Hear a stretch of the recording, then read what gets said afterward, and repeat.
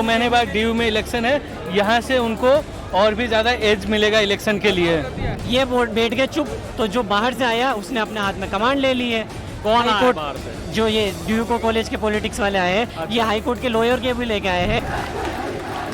लगातार यहाँ पे सरकार के खिलाफ नारेबाजी हो रही है। हमारा मुद्दा इतना था, एक डिमांड थी कि जो एमसीडी के जो कमिश्नर है, एमसीडी के जो मेयर है, वो यहाँ आए, वो हमसे बात करे। हम लोग यहाँ पे 2-2 लाख रुपए फीस दे के मरने के लिए आए हैं। डीयू में है, जेएनयू में है, सब जगह पे इलेक्शन है। इलेक्शन के वजह से सारे पॉलिटिक्स में जितने भी आदमी इन्वॉल्व है, सब धीरे धीरे इन्वॉल्व हो रहे हैं इसमें। देखिए यहाँ पे राजेंद्र नगर में जो हादसा हुआ है वो आप देख रहे हैं किस तरह से यहाँ पे पानी डूबने से 3 की जान चली गई है, और उसके बाद से यहाँ पर कार्रवाई भी हुई है। लगातार सवाल उठ रहे हैं और छात्र जो है प्रदर्शन कर रहे हैं। लेकिन एक और बात यहाँ पे निकल के सामने आई है, मैं आपको मिलाना चाहता हूँ एक छात्र से। क्या नाम है आपका? अजय शर्मा। अजय शर्मा। हाँ अजय, ये क्यों प्रोटेस्ट हो रहा है?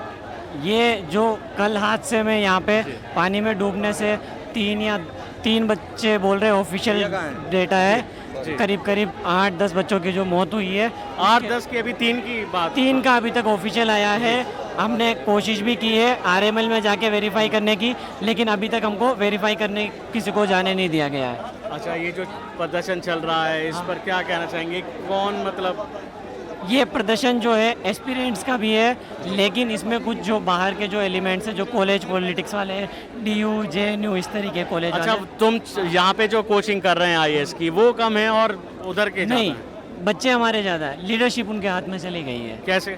बस क्योंकि हमारे बच्चे जो बोल रहे हैं एस्पिरेंट्स कि हम शांति से करेंगे, हमको शांति से करना है, तो चुप बैठो।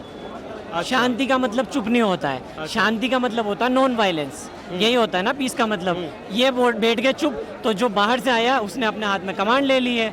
कौन आया बाहर से? जो ये ड्यूको कॉलेज के पॉलिटिक्स वाले आए हैं, ये हाई कोर्ट के लॉयर के भी लेके आए हैं। ठीक है, और इन्होंने मेमोरेंडम भी जो हमने बनाया था, जो हमारी डिमांड थी, ये वो भी इन्होंने बोल दिया कि ये हमने बनाई है। इसके बाद ये सिग्नेचर भी करवा रहे हैं। ये बताओ, यहाँ के बच्चों को एक्सपीरियंस होगा क्या प्रोटेस्ट करने का? 5 साल में नहीं हुआ है। ये प्ले कार्ड अभी लाके बांट दिए यहाँ पे। यहाँ वो जो सामान बांटे जा रहा है, चाहते हैं कि जो छात्र हैं यहाँ के वो कर रहे थे और एक्सपीरियंस है प्रोटेस्ट का, उन्होंने इसको हाईजैक कर लिया है। अब जो ड्यू के जो छात्र होते हैं, जो प्रोटेस्ट करते रहते हैं, उन्होंने इसको हाईजैक कर लिया। तो छात्रों की जो मांग है वो सही उठा रहे हैं। छात्रों की मांग सही उठा रहे हैं, लेकिन जो तरीका होगा गलत होगा। कैसे? अभी हमारा मेन मकसद क्या था कि पूरे ओआरएन में जाए, हम पूरे ओआरएन के सभी बच्चों को हम समझाएं। ओआरएन कहाँ? इस तरफ, इस वाले रास्ते पे है ना। तो इस तरफ हमारा मार्च होगा। अब जो इनका जो डायरेक्शन था मार्च का, ये हो गया।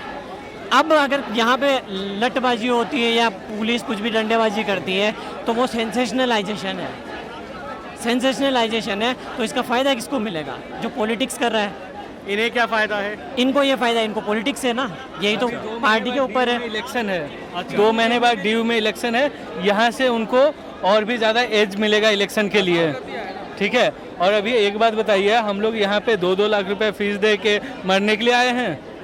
मंडे को एक डेथ हुआ, पे प्रोटेस्ट कर रहे थे, तो आपने इन्हें क्यों आने दिया? जब आप कह सकते हैं कि अब कैसे पहचाने जी, कैसे पहचाने वो हमारे मतलब यूपीएससी एस्पिरेंट हैं या डीयू के हैं? कैसे पहचानेंगे?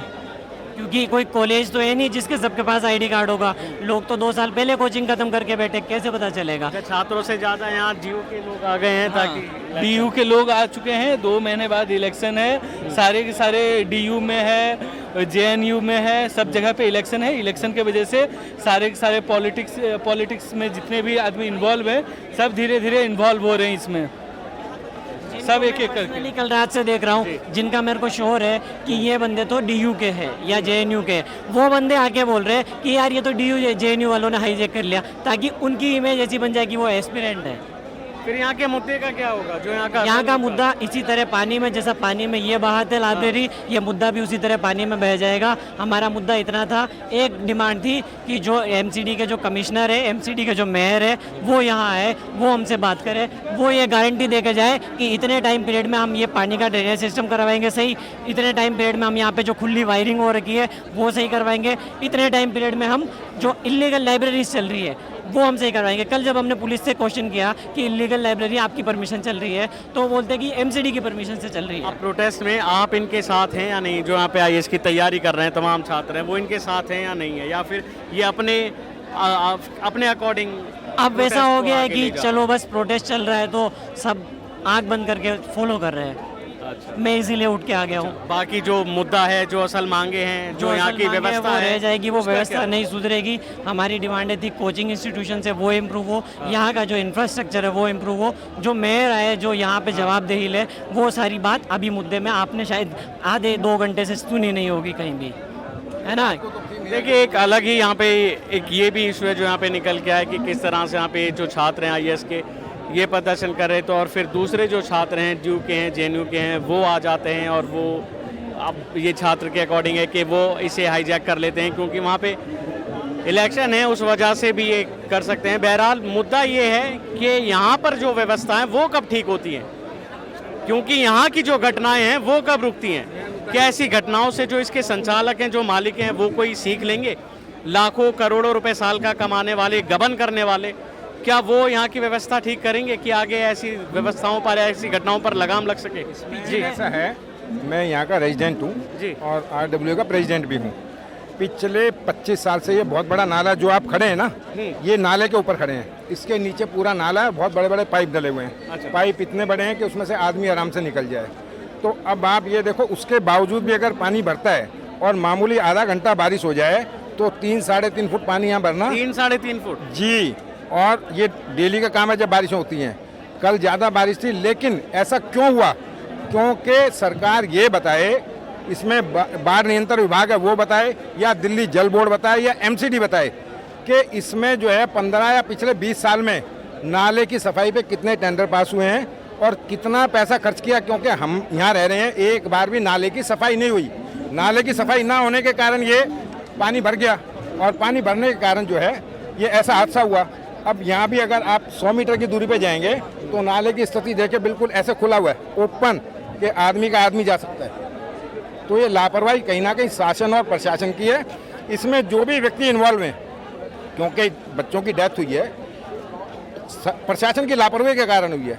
अगर पानी नहीं भरता तो नहीं होती। देखिए यहाँ पे हंगामा जारी है एक और, जहाँ पे अभी 3 छात्रों की यहाँ पे जान चली गई है। और ये राजेंद्र नगर का मैं आपको हाल बता रहा हूँ कि यहाँ पे किस तरह से प्रदर्शन हो रहा था। दिल्ली पुलिस यहाँ पे समझाने आई है और यहाँ पे लगातार प्रदर्शनबाजी जारी है। मैं आपको आगे बढ़ने के और दिखाना चाहूँगा। मैं आपको बता दूं, पुलिस इसमें मामले में लगातार समझा रही थी, लेकिन बता दें कि ये प्रदर्शन अब और उग्र रूप ले चुका है। देख सकते हैं आप किस तरह से यहाँ पे हंगामा मच रहा है। मैं अपने कैमरामैन से गुजारिश करूँगा ज़रा आपको दिखाएँ। लगातार यहाँ पे सरकार के खिलाफ नारेबाजी हो रही है और पुलिस समझा रही है, लेकिन जो प्रदर्शन है वो और भड़कता हुआ नजर आ रहा है। जिस तरह से यहाँ पे छात्र हैं वो किस तरह से यहाँ पे हंगामा कर रहे हैं और उनकी लगातार यही मांग है कि उन्हें न्याय मिले। ये वीडियो आपको कैसा लगा खासकर हमें ज़रूर बताइएगा। यहाँ की व्यवस्थाओं पे, यहाँ के हाल पे कमेंट बॉक्स में ज़रूर अपनी राय दीजिएगा। कैमरामैन राजकुमार के साथ राशिद, वन इंडिया, दिल्ली।